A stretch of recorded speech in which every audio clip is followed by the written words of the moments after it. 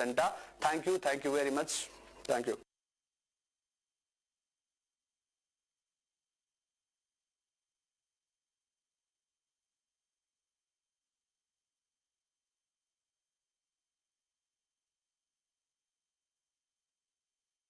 So, student, Assalamu alaikum. My name is Ahsan Ali. I am lecturer in physics. तो आज बच्चों आप लोगों के सामने जो टॉपिक है वो 12th क्लास का टॉपिक लेके आया हूँ। टॉपिक का जो आपका नाम है वो है electric field due to an electric dipole. तो बच्चों आप लोगों ने प्रीवियस क्लास में, जिससे पहले जो प्रीवियस क्लास, उस क्लास में आप लोगों ने पढ़ा होगा कि इलेक्ट्रिक फील्ड क्या चीज होती है, इलेक्ट्रिक डायपोल आपका क्या चीज होती है। तो इसके बाद आप लोगों ने भी पढ़ा होगा एक पोलर मॉलिक्यूल्स होती है, नॉन पोलर मॉलिक्यूल्स होती है। ये पोलर मॉलिक्यूल्स में आपका इलेक्ट्रिक डायपोल्स होती है, आपका नॉन पोलर मॉलिक्यूल में आपका इलेक्ट्रिक डायपोल मोमेंट नहीं होता। तो इन सारे चीजों के बारे में आप लोगों ने डिटेल में पढ़ा होगा। तो आज हमारा जो टॉपिक है electric field due to an electric dipole. एक डायपोल क्या इलेक्ट्रिक फील्ड प्रोड्यूस कर सकता है। तो उसको जो स्टार्ट करने से पहले मैं आप लोगों को थोड़ी सी इलेक्ट्रिक डायपोल के बारे में थोड़ी सी आपका फिर रिमाइंड करना चाहता हूँ। इलेक्ट्रिक डायपोल होता है क्या चीज है। तो electric dipole it is an arrangement या it is a combination of two equal and opposite charge. तो आपका इलेक्ट्रिक डायपोल क्या होगा, इसमें आपका दो चार्ज से मिलकर बना होगा। एक चार्ज होगा आपका माइनस क्यू, दूसरा चार्ज होगा आपका प्लस क्यू। एक चार्ज माइनस क्यू, दूसरा चार्ज प्लस क्यू, दोनों आपका charge they are equal in magnitude. Magnitude में दोनों चार्ज जो है बिल्कुल इक्वल होना चाहिए। मान लो यहाँ पे -3 कूलम है, यहाँ पे +3 कूलम होना चाहिए। तो बीच में इन दोनों के बीच में हमेशा एक डिस्टेंस होना चाहिए। अगर डिस्टेंस नहीं हो तो आपका इलेक्ट्रिक डायपोल नहीं बनेंगे। तो आपका -4 कूलम, मान लो यहाँ पे +4 कूलम, तब जाके इन दोनों के बीच का एक डिस्टेंस होगा। वो डिस्टेंस हमेशा एक इलेक्ट्रिक डायपोल होगा। अगर यहाँ पे -4 कूलम हो, यहाँ पे +5 कूलम हो, तो क्या आपका मान लो यहाँ पे -4 कूलम, यहाँ पे +4 कूलम, यहाँ पे +5 कूलम, इन दोनों के बीच का एक डिस्टेंस होगा मान लो 0.2 मीटर। तो क्या ये डायपोल आपका होगा? तो डायपोल आपका नहीं होगा। क्यों नहीं होगा? क्योंकि यहाँ पे आपका -4 तो है, तो यहाँ पे भी आपका -4 होना चाहिए था। तो मैग्नीट्यूड में आपका डिफरेंट है। भले ये दोनों सेपरेट बाय डिस्टेंस 0.2 मीटर, लेकिन इन दोनों के बीच का जो डिस्टेंस 0.2 मीटर है, लेकिन आपका यहाँ पे 4 कूलम, यहाँ पे 5 कूलम, तो मैग्नीट्यूड में ये अनइक्वल है, इसीलिए आपका डायपोल नहीं बनेंगे। तो डायपोल क्या होगा? It is arrangement of two equal and opposite charge. दो चार्ज, दोनों का चार्ज का मैग्नीट्यूड दोनों इक्वल होगा। यहाँ पे -q होगा, यहाँ पे +q होगा, and separated by small distance. और इन दोनों के बीच में हमेशा एक डिस्टेंस होगा। उस डिस्टेंस को क्या बोला है मैंने? 2l। What is 2l? 2 is the length of this dipole या distance between the two charge। तो आपका डायपोल बनने के लिए हमेशा 2 पॉइंट चार्ज होगा। एक पॉइंट चार्ज होगा -q, दूसरा पॉइंट चार्ज होगा आपका +q। तो इन दोनों के बीच का एक डिस्टेंस होगा। तो हमेशा इन दोनों के कॉम्बिनेशन को, अरेंजमेंट को क्या बोला जाएगा? आपका इलेक्ट्रिक डायपोल बोला जाएगा। तो एक और एक टर्म आप लोगों का मेन इंपॉर्टेंट बनता है, वो है आपका electric dipole moment. Electric dipole moment बच्चों आप लोगों ने पढ़ा होगा प्रीवियस क्लास में। तो इलेक्ट्रिक डायपोल मोमेंट को हमेशा P से डिनोट किया जाता है। तो P यहाँ पे मैं जो मैथमेटिकल जो आपका इलेक्ट्रिक डायपोल मोमेंट का जो आप लगा इक्वेशन मैंने लिखा है, तो electric dipole moment P is always equal to Q either charge. इस डायपोल में से आपका कोई भी से आपका यहाँ पे चार्ज लेना है, Q into 2l। What is 2l? 2 is the length of this dipole या आपका distance between the to charge. जब आप इसमें से कोई चार्ज लेंगे Q या -q या +q, इस दोनों में से कोई चार्ज ले लो Q, और उस चार्ज को इन दोनों के बीच के डिस्टेंस को डायपोल की लेंथ के साथ मल्टीप्लाई करेंगे, तो हमेशा एक टर्म आएगा, एक फिजिकल क्वांटिटी आएंगी। उस फिजिकल क्वांटिटी को बोला जाएगा आपका डायपोल मोमेंट या इलेक्ट्रिक डायपोल मोमेंट, और इसको हमेशा P से डिनोट किया जाता है। तो P is always a vector quantity. Electric dipole moment एक वेक्टर क्वांटिटी है। तो वेक्टर क्वांटिटी में क्या होगा? उसका एक मैग्नीट्यूड भी होगा, दूसरा उसका एक डायरेक्शन भी होगा। तो यहां से यहां बच्चों Q into 2l आपका क्या बनता है? ये आपका मैग्नीट्यूड बनता है। तो डायरेक्शन दिखाने के लिए मैंने क्या लिखा है यहाँ पे? pk, जिसको आप क्या बोलते हैं? Unit vector. तो यूनिट वेक्टर आपने पढ़ा होगा L1 में। यूनिट वेक्टर हमेशा किसी चीज की डायरेक्शन को रिप्रेजेंट करने के लिए यूज किया जाता है। तो आपका ये हो गया मैग्नीट्यूड। तो यहाँ पे पी कैप, यह आपका वेक्टर, मैग्नीट्यूड प्लस आपका डायरेक्शन, इन दोनों को मिला के क्या बन जाएगा? आपका वेक्टर। तो आपका पी है आपका electric dipole moment vector quantity, और इसका डायरेक्शन होगा always directed from -q to पुल एच क्यू। तो इसका बच्चों ऐसा यूनिट क्या होगा, तो ऐसा यूनिट आप लोगों का क्या होगा, तो P is always equal to Q into 12, Q charge, charge का ऐसा यूनिट कूलम, इसके बाद लेंगथ, लेंगथ का ऐसा यूनिट आपका मीटर। तो आपका ऐसा unit of the electric dipole moment is the coulomb metre. इसको बच्चों इसको पढ़ने से पहले, आपका इस टॉपिक को हम डील करने से पहले आप लोगों ने ये भी पढ़ा होगा electric field due to a isolated single point charge. तो एक आइसोलेटेड, मान लो आपके पास एक सिंगल पॉइंट चार्ज होगा, मान लो ये आपका एक चार्ज है Q, this is isolated charge, इसके इर्द गिर्द आपस में उसके मतलब पड़ोस में कोई दूसरा चार्ज नहीं है। तो हमेशा ये क्यू जो है एक आइसोलेटेड सिंगल पॉइंट चार्ज है, या आइसोलेटेड सिंगल पॉइंट चार्ज हमेशा अपने इर्द गिर्द एक इलेक्ट्रिक फील्ड प्रोड्यूस करेगा। तो मैंने मान लिया यहाँ पे एक सोर्स चार्ज है क्यू, यहाँ पे पी, जहाँ पे मुझे इलेक्ट्रिक फील्ड देखना है। तो इन दोनों के बीच के डिस्टेंस को बोला जाएगा आर। तो what is R? R is the distance between the source charge and the point P, जहां पे मुझे इलेक्ट्रिक फील्ड देखना है। तो आप लोगों ने ये भी पढ़ा है बच्चों कि आपका electric field due to a single isolated point charge का एक्सप्रेशन क्या आता है, 1/4πε0 Q/r²। What is Q? Q is the source charge, what is R? R is the distance between the two point. तो आपका यहां से बच्चों आपका एक एक्सप्रेशन निकल के आता है, वो एक्सप्रेशन क्या है आपका, जो इस एक्सप्रेशन से आपको ये निकल के आता है कि electric field is direct proportional to आपका Q, magnitude of the charge पे डिपेंड होगा। जितना आपका इस सोर्स चार्ज का मैग्नीट्यूड जितना ज्यादा होगा, उतना आपका पी पॉइंट पर इलेक्ट्रिक फील्ड की स्ट्रेंथ बहुत ज्यादा होगी। मान लो यहाँ पे आपका 3 कूलम है, यहाँ पे मान लो आपका 2 कूलम है, तो पी पॉइंट कुछ डिस्टेंस पे बैठा होगा, मान लो 0.2 डिस्टेंस पे, यहाँ पे उसी डिस्टेंस पे 0.2 डिस्टेंस पे मैं रखूंगा 0.2 डिस्टेंस पे दूसरा पॉइंट पी। तो इलेक्ट्रिक फील्ड पी पॉइंट पे किसका ज्यादा होगा, हालांकि दोनों का डिस्टेंस इक्वल है, यहाँ पे भी पी पॉइंट 0.2 है, यहाँ पे पी पॉइंट आपका 0.2 है, लेकिन आपको ये देखना है जो इलेक्ट्रिक फील्ड पी पॉइंट पे होगा वो डायरेक्ट प्रोपोर्शनल टू आपका मैग्नीट्यूड ऑफ द चार्ज पे डिपेंड होगा। जिस चार्ज का मैग्नीट्यूड ज्यादा होगा वहां पे स्ट्रेंथ ऑफ इलेक्ट्रिक फील्ड बहुत ज्यादा होगी। तो आपका क्या है इस फर्स्ट केस में, क्या है पी जो है आपका जो सोर्स चार्ज है आपका 3 कूलम, दूसरा केस में आपका सोर्स चार्ज है 2 कूलम।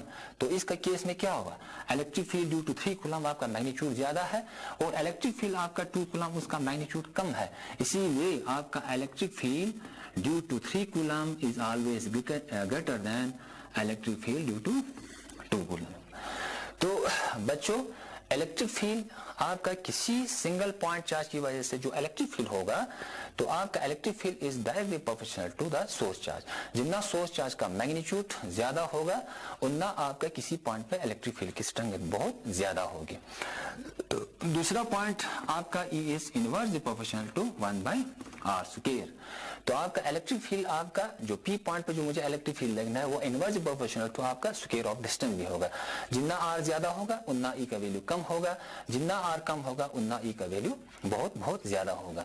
मान लो इसी क्वेश्चन को हम फिर रिपीट करेंगे, इसी एग्जाम्पल को मैं क्या करने जा रहा हूं, यहाँ पे देखो बच्चों, यहाँ पे है आपका पी पॉइंट पे 3 कूलम चार्ज, यहाँ पे 0.3 कूलम सोर्स चार्ज, इसको मैंने डिस्टेंस पे रखा, मान लो यहाँ से यहाँ तक जो लंबे डिस्टेंस पे रखा पी पॉइंट, यहाँ से यहाँ तक है 0.3 मीटर।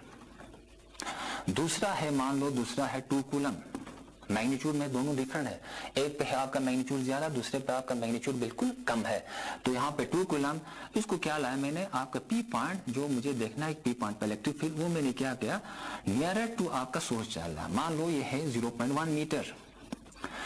तो यहाँ पे 3 कूलम है, मैग्नीट्यूड यहाँ पे ज्यादा है, मैग्नीट्यूड ऑफ चार्ज, यहाँ पे 2 कूलम है, मैग्नीट्यूड ऑफ चार्ज यहाँ पे कम है। तो आप इस केस में ये होगा कि आपका E is inversely proportional to square of distance. यहाँ पे क्या होगा, आपका डिस्टेंस बहुत बहुत ज्यादा है, तो भले यहाँ पे आपका मैग्नीट्यूड ऑफ चार्ज बहुत ज्यादा हो, लेकिन आपका डिस्टेंस ज्यादा होने से यहाँ पे इलेक्ट्रिक फील्ड का वैल्यू P पे आपका कम होगा। तो यहाँ पे P पे आपका P पे जो इलेक्ट्रिक फील्ड का वैल्यू होगा, भले आपका मैग्नीट्यूड ऑफ चार्ज आपका 2 कूलम है, चार्ज का मैग्नीट्यूड बहुत कम है, लेकिन P जो है आपका सोर्स चार्ज के बिल्कुल नजदीक है, 0.1 मीटर की डिस्टेंस पे है, तो आपका यहाँ पे E का वैल्यू बहुत बहुत ज्यादा होगा। तो electric field intensity due to 2 coulomb is greater than electric field intensity due to 3 coulomb on the basis of distance. तो बच्चों ये आप लोगों ने पढ़ा है। तो इसके बाद मैं आप लोगों को ये भी आप लोगों को क्लियर करना चाहता हूं। इसके बाद आप लोगों ने ये भी पढ़ा होगा बच्चों electric field due to discrete distribution of charge.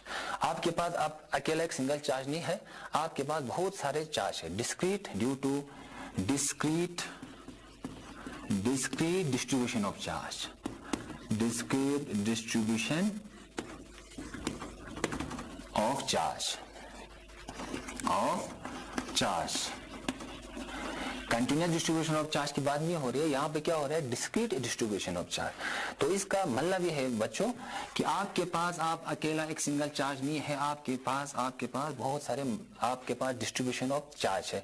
मान लो यहाँ पे एक पी पॉइंट है जहाँ पे मुझे इलेक्ट्रिक फील्ड इंटेंसिटी देखना है। इस पी पॉइंट के इस नियर पे यहाँ पे एक चार्ज बैठे है Q1, यहाँ पे चार्ज है Q2, यहाँ पे चार्ज है Q3, जिसको बोला जाता है मल्टीपल ऑफ चार्ज। तो Q1, Q2 आपके पास Q1 है, इसके बाद आपका Q2 है, इसके बाद आपका Q3 है।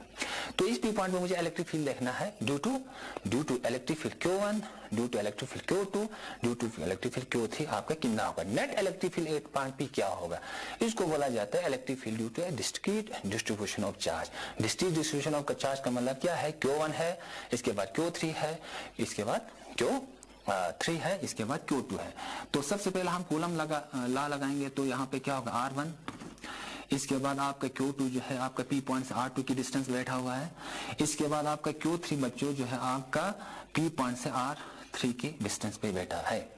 तो P पॉइंट पे मुझे देखना है कि नेट इलेक्ट्रिक फील्ड क्या होगा due to all this discrete distribution of charge. तो आपका Q1 जो है आपका इलेक्ट्रिक फील्ड प्रोड्यूस करेगा E1। What is E1? E1 is the electric field due to the source charge Q1. इसके बाद आपका Q2 अपना इलेक्ट्रिक फील्ड प्रोड्यूस करेगा, वो होगा आपका E2. What is E2? E2 is the electric field due to the source charge Q2. And इसके बाद आपका जो है 3 है E3. What is E3?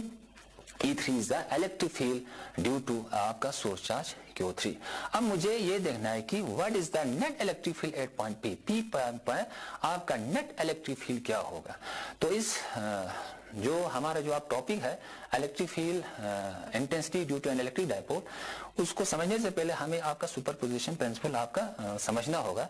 तो इस केस में क्या लगाएंगे, आपके पी पॉइंट के इर्द गिर्द क्या है, आपके बहुत सारे आपका सोर्स चार्ज बैठा होगा है। तो मुझे देखना है कि आपका पी पॉइंट पे नेट इलेक्ट्रिक फील्ड क्या होगा, E net. What is the net electric field at point P. P point पे नेट इलेक्ट्रिक फील्ड क्या होगा due to all this surrounding charge. तो क्या होगा इस केस में, क्या लगाएंगे आप, सुपरपोजिशन प्रिंसिपल लगाएंगे। सुपरपोजिशन प्रिंसिपल क्या बोलता है, सुपरपोजिशन प्रिंसिपल आपको बच्चों ये बोलता है कि अगर एक पॉइंट पी है उसके सराउंडिंग में बहुत सारे चार्ज बैठा होगा, तो net electric field at point P always equal to vector sum of all the electric field due to all this individual charge. तो आपका क्या होगा, net electric field always equal to vector sum of E1 is the electric field due to the charge Q1। उसको vectorially add करना है आपको ऐसे simply add नहीं करना है, वेक्टर के रूल रेगुलेशन को फॉलो करके आपका net electric field P point पे क्या होगा, इन सारों को वेक्टरली ऐड करना है। तो इस प्रिंसिपल को क्या बोला जाता है, आपका सुपरपोजिशन प्रिंसिपल। तो आपका नेट इलेक्ट्रिक फील्ड क्या होगा, E1 sum of all the electric field E2 plus E3, ये हुआ आपका net electric field at point P.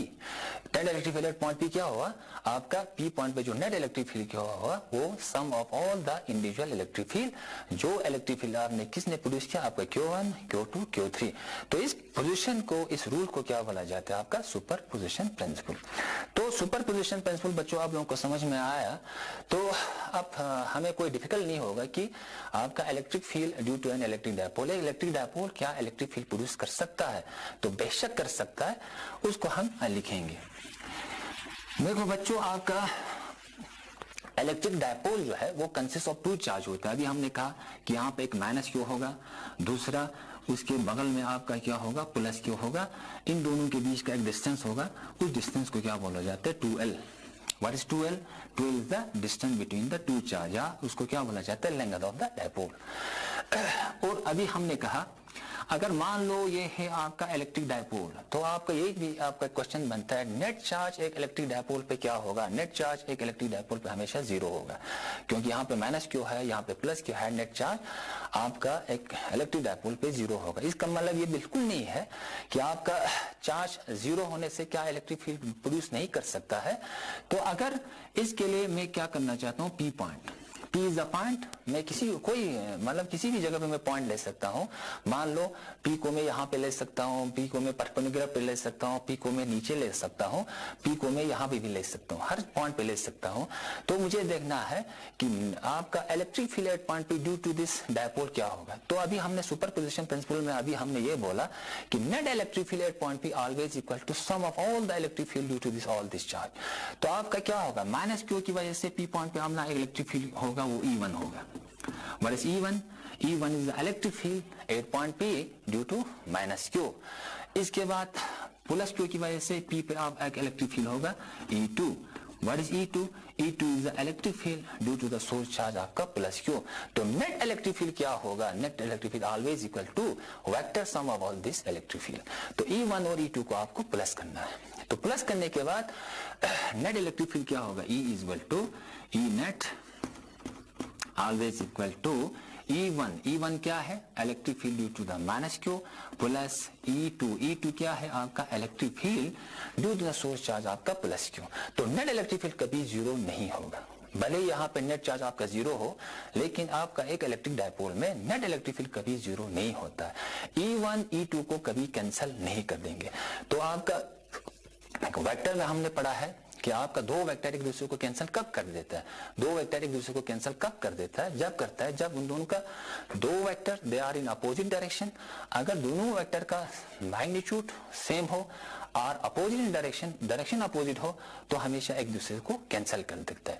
लेकिन आपका इलेक्ट्रिक डायपोल में ये केस नहीं होता, E1 E2 को कभी कैंसिल नहीं करता। अगर यहाँ पे आपका माइनस क्यू की वजह से प्लस क्यू की वजह से जो इलेक्ट्रिक फील्ड P पॉइंट पे हो रहा है, तो हमने कहा कि यहाँ पे सुपरपोजिशन प्रिंसिपल लगा है।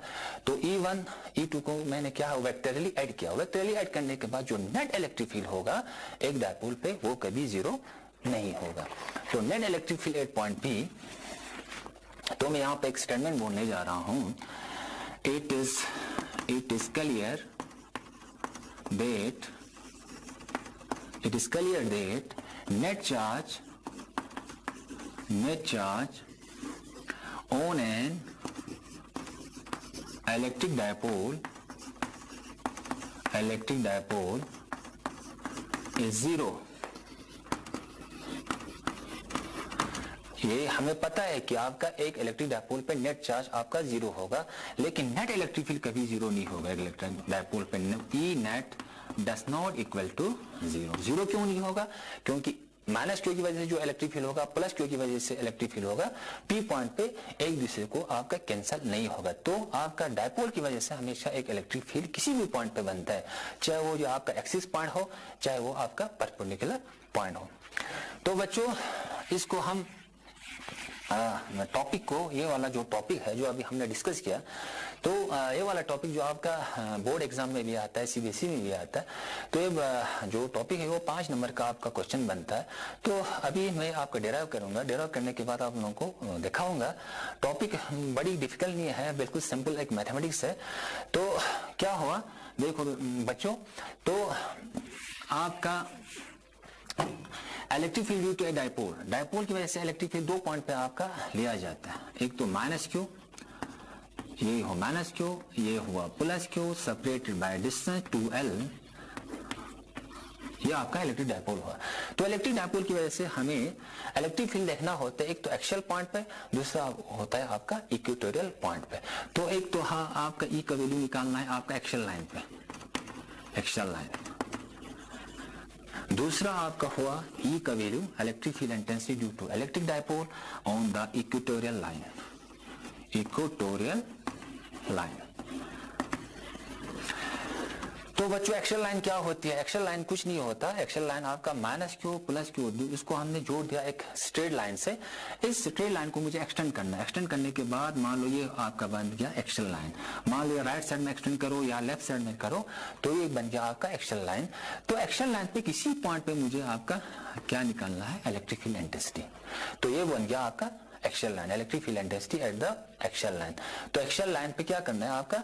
जो आपका माइनस क्यू प्लस क्यू है आपका एक्सिस, आपका जो आपका डायपोल लेंगे इसको एक्सटेंड करना। एक्सटेंड करने के बाद जो पी पॉइंट आएगा चाहे राइट साइड में चाहे लेफ्ट साइड में, इस पॉइंट को बोला जाएगा एक्शन पॉइंट। तो आपका पहला जो हमारा क्वेश्चन होगा, calculate the electric field intensity due to an electric dipole on the axial line या एक्शन पॉइंट पे। दूसरा क्या है बच्चों? आपका इक्वेटोरियल लाइन। इक्वेटोरियल लाइन वो लाइन होती है जिसमें क्या होगा, आपका डायपोल का आपका मिड पॉइंट लेना है। मिड पॉइंट यह होगा तो यह is the centre of the dipole. यहां से यहां लेंथ हुआ L, यहां से यहां एंगल लेंथ L, दोनों का लेंथ हुआ 2L। इसके बाद इस मिड पॉइंट के बाद आपको एक परपेंडिकुलर ड्रा करना है। परपेंडिकुलर मान लो चाहे ऊपर हो चाहे नीचे हो, इस लाइन को क्या बोला जाएगा? आपका इक्वेटोरियल लाइन बोला जाएगा। तो आप यहां से दो क्वेश्चन बनता है। एक तो आपका ई का वैल्यू निकालना है आपका एक्शन पॉइंट पे, दूसरा आपका ई का वैल्यू निकालना है आपका इक्वेटोरियल पॉइंट पे, इस पॉइंट पे, चाहे ऊपर ले लो चाहे आपका नीचे ले लो। तो बच्चों आपका दो एक्शन लाइन पे हम निकालने की कोशिश करेंगे।